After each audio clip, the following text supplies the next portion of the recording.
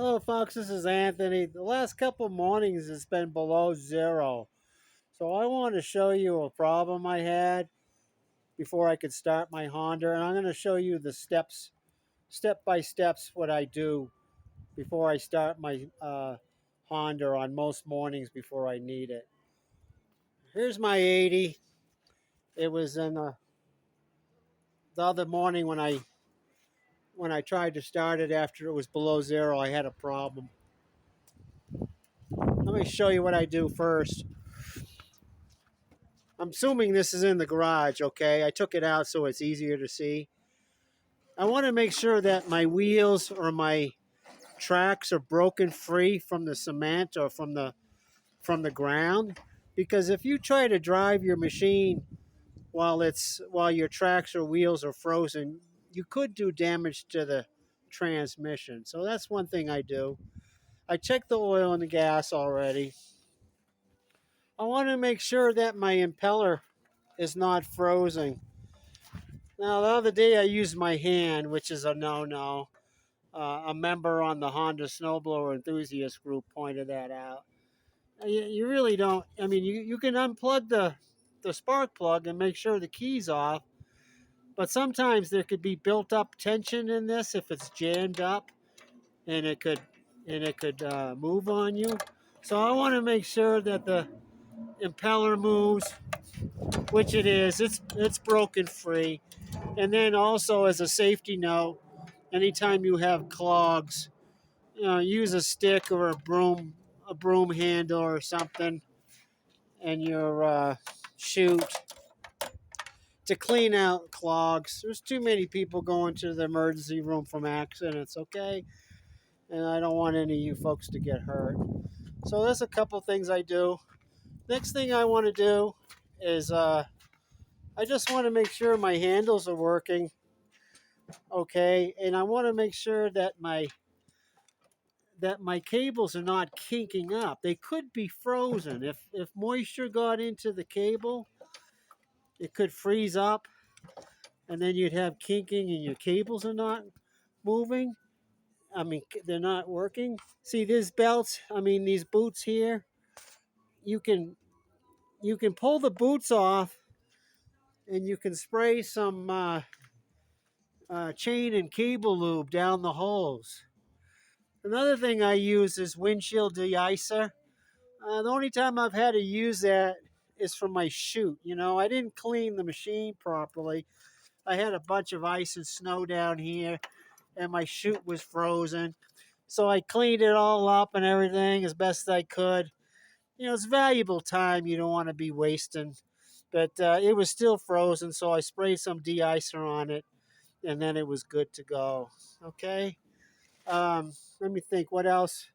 Your chute's working okay. Your oil and gas is checked. And what I do, and this is another suggestion from a member on the group, when it's extremely cold in any time, it's a good habit to get into starting your snowblower on a lower idle. It's your cylinder doesn't have oil in it.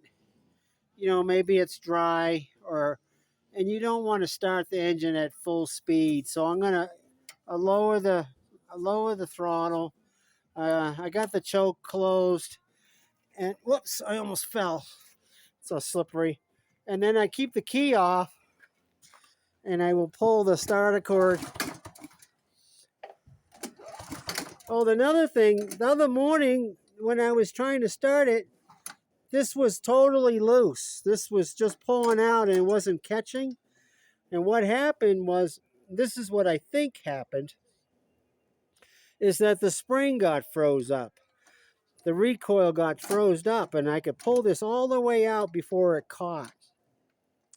So that's pretty easy to take care of. It's a maintenance point you should do. You remove your 3 bolts here, this one here, this one here, this one on the bottom.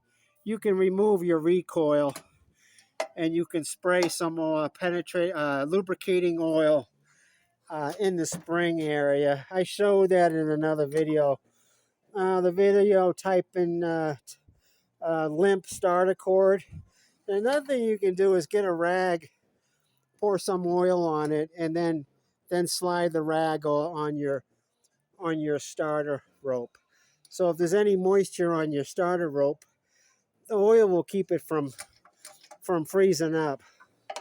So once you got that, that was my problem the other morning. Actually, I guess I wasn't a good boy and did the maintenance on my recoil. In extreme cold weather, the spring froze up on me. So with the key off, I'm gonna pull this a couple times. What that does is turns the engine over and possibly coat the cylinder with oil. Okay, so when you start it up, it won't be such a stress. And plus, I've got the throttle on low or idle. So now I turn the key on, and let's see this. I got the choke closed. And another thing I want to say, in the extreme cold weather, you may have to run it with the choke on for a couple extra minutes before you open up the choke plate, because it's so cold. It might need some more warming up. So what I do is I start up the engine, and while it's warming up, then I'll put my rain gear on, my gloves on, get all ready. So once it's warmed up, then you can shut the choke off. Let's see if it will start. Okay, so it's not starting at fast throttle. I'm gonna let it warm up. If I take the choke off too soon, it will stall out.